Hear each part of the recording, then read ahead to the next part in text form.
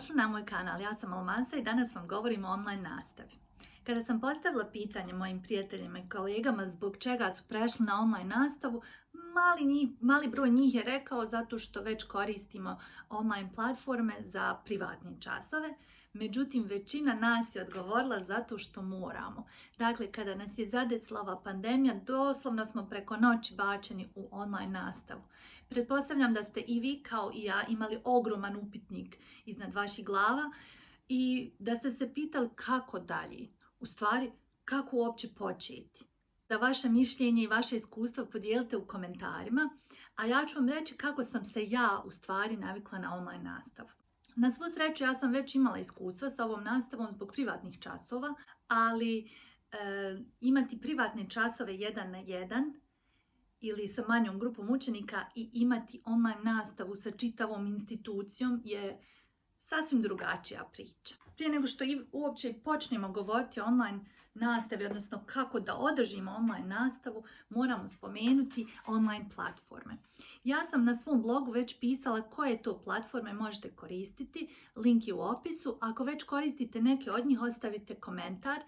U velikom broju slučajeva vaše institucije i škole će izabrati platformu za vas, ali nekad će vas vjerovatno staviti pred izbor koju želite platformu da koristite. Ja koristim platformu Zoom iz više razloga. Prvo, zato što mi je od ranije poznata.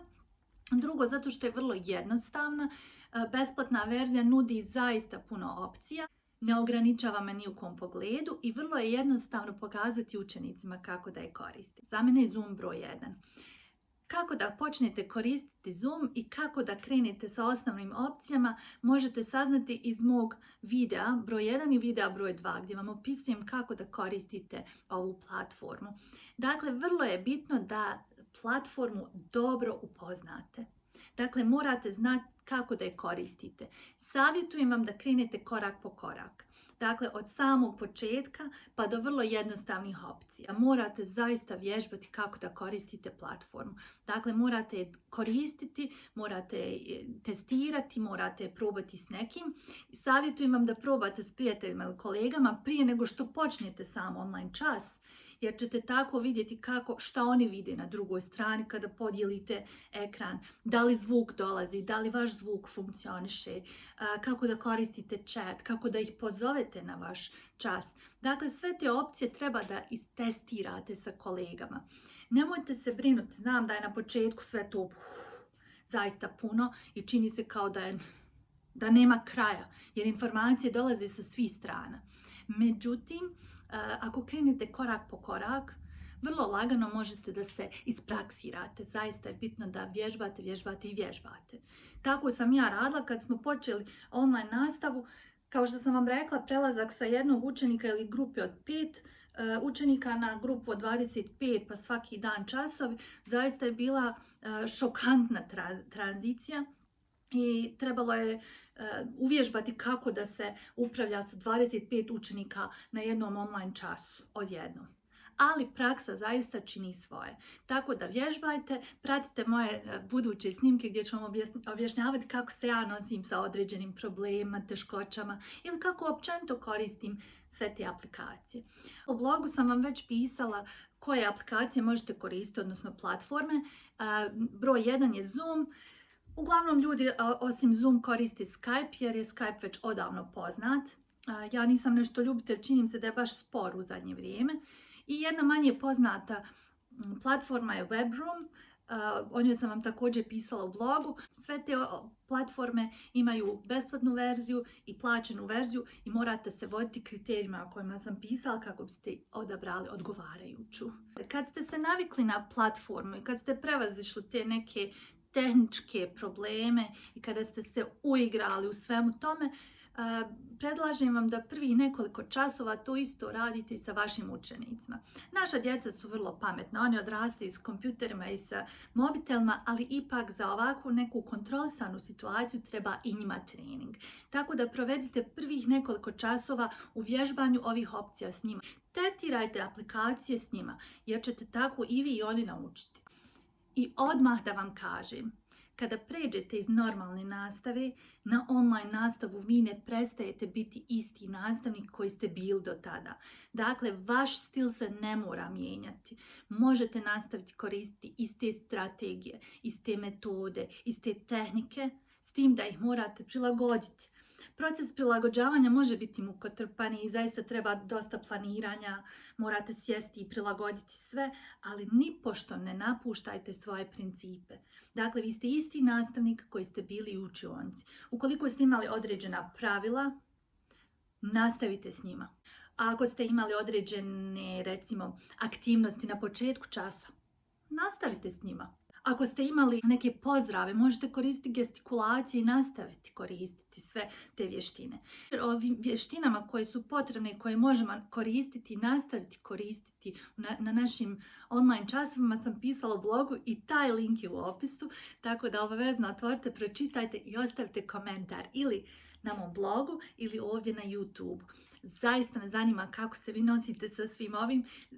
Proces je učenja, dug je i ima puno izazova, ali ako zajedno radimo i razmjenjujemo informacije, možemo sve vrlo lako naučiti i savladati. Zbog toga smatram da je vrlo, vrlo bitno da razgovaramo jedni s drugima i da se podržavamo, jer osim izazova poput ove tehničke prirode, susrećemo se sa izazovima koji su i emotivne i privatne prirode i moramo da se nastavimo nositi sa društvom koje nas okružuje i sa roditeljima i sa politikom i ministarstvima i sve to nažalost moramo opet staviti po strani. Znam da je iscrpljujuće, znam da se zaista puno radi i puno se uči, ali zajedno zaista i možemo sve to ostvariti. Dakle, u svemu ovome nemojte zaboraviti da i učenici koje ste imali ranije su isti učenici koji su na vašoj online nastavi i ti učenici vas poznaju i vjerovatno vas vole i podržavaju i razumiju.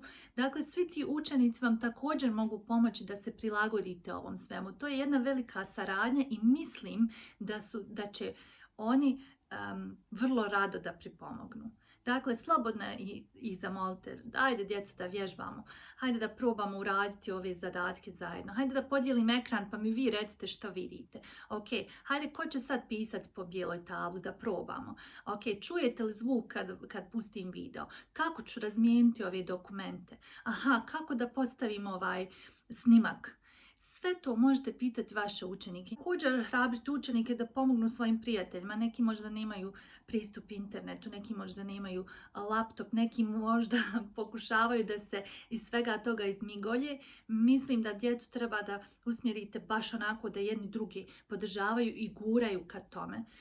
Sva pravila koja ste primjenjivali u vašoj normalnoj nastavi možete primijeniti i u online nastavi, tako da možete koristiti i neki sistem nagrade za dobro ponašanje ili za dobar uspjeh. Ono što sve platforme imaju zajedničko jeste da uključuju vaše učenike. Nažalost, nijedna platforma još uvijek nije stvorena samo za određeni uzrast, tako da su sve ove platforme, uključujući i Zoom, u stvari platforme za svakoga. Ako se brinete za privatnost vaših učenika, ja ću vam uskoro pokazati video kako da ograničite vaš profil, da se ne može pridružiti bilo ko. Osim toga, nažalost ne postoji neka druga opcija koja bi mogla zaštititi privatnost vaših učenika. Morat ćete razgovarati sa roditeljima, možda će neki roditelji insistirati da se učenici ne pojavljuju na kameri. Ipak to je neka druga priča i to morate zaista riješiti sa roditeljima. Koliko znam, do sad nije bilo nikakvih incidenata, niti je bilo nekih problema sa korištenjem aplikacije Zoom u mom slučaju, ali nisam čula da je bilo nekih problema općenito na online nastavi u ovom smislu. Najveći problem pri korištenju bilo koje platforme je kako je koristiti sa velikim brojem učenika.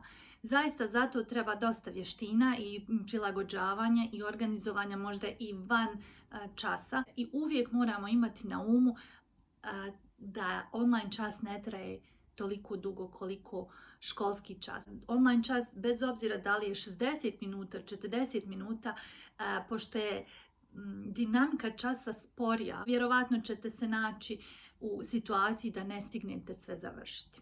Ako se desi da vaš čas traje 60 minuta, uzmite u obzir da online čas, odnosno dinamika tog časa ipak traje nešto sporije, odnosno sve se odvija sporije. Dok kliknete ovdje, dok pustite jednog učenika da govori, pa drugom prekinete zvuk, pa pratite chat, pa otvorite ekran, sve to traje, jer ne možete raditi više stvari odjednom. Tako da dosta vremena ode na te neke tranzicije u času. Uzimajte u obzir da morate planirati kratko, ali sadržajno. Sa velikim grupama je zaista veliki izazov raditi i u normalnim okolnostima, a posebno na online nastavi. I zbog toga je, opet ponavljam, veoma bitno da poznajete svoju platformu. Ako koristite Zoom, vrlo praktična opcija koju Zoom nudi je breakout rooms. To znači da učenike možete podijeliti u zasebne grupe i kada ih stavite u te grupe, oni ne čuju šta ostali učenici govore. O tome ću vam naravno snimiti video, pa ostanite uz mene. Pretplatite se na moj kanal da saznate kako da koristite i breakout rooms. Dakle, možete ih podijeliti u grupe, u manje grupe i vi naravno možete posjećivati svaku grupu i zadati im zadatke koje će raditi, bilo da je odgovaranje na pitanja ili razgovor ili šta već. Kasnije ih možete ponovo vratiti sve u isti razred i grupe mogu prezentovati pred cijelim razredom. Bitno je zaista da vodite računa o vremenu i da, kao što sam rekla, sve bude sažeto, ali zaista da ima smisla. Zbog toga najviše vremena i provodimo u planiranju. Naravno, ja o svemu govorim u kontekstu nekog ko predaje engleski jezik. Međutim, vjerovatno se pitate, a kako da sve ovo prilagodim svom predmetu? Recimo, šta ako predajete tjelesni odgoj? Vjerujte mi da je moguće održati čas tjelesnog odgoja preko, recimo, platforme Zoom. Ne morate očekivati od učenika da sjede ovako kako ja sjedim. Ja sam već vidjela primjere mojih kolega koji predaju tjelesni i zdravstveni odgoj. Oni su učenike zaista naveli da ustanu ispred kamera i da vježbaju, da rade sport, postavili su im neke izazove. I sa malom djecom ne možete očekivati da oni sjede ispred kamere. Dakle, oni će se vrtiti okolo, možda će čak nekad i dovesti svog rođaka ili rodicu da pokažu, sestru, nekog kućnog ljubimca. Dakle, ima tu svega jer su oni u kućnoj atmosferi. Morat ćemo naći načina da radimo s tim. Naravno, ne želimo da provedu cijeli čas u besmislenom hodanju, ali ih možete ohrabriti zajedno s vama da ustanu i da otplišu nešto. Bitno je eksperimentisati i bitno je da u svemu ovome zaista i mi učimo koliko i učenici.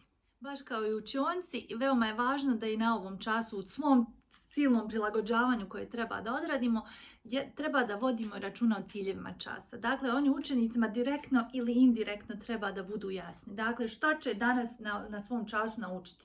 Treba da im bude jasno.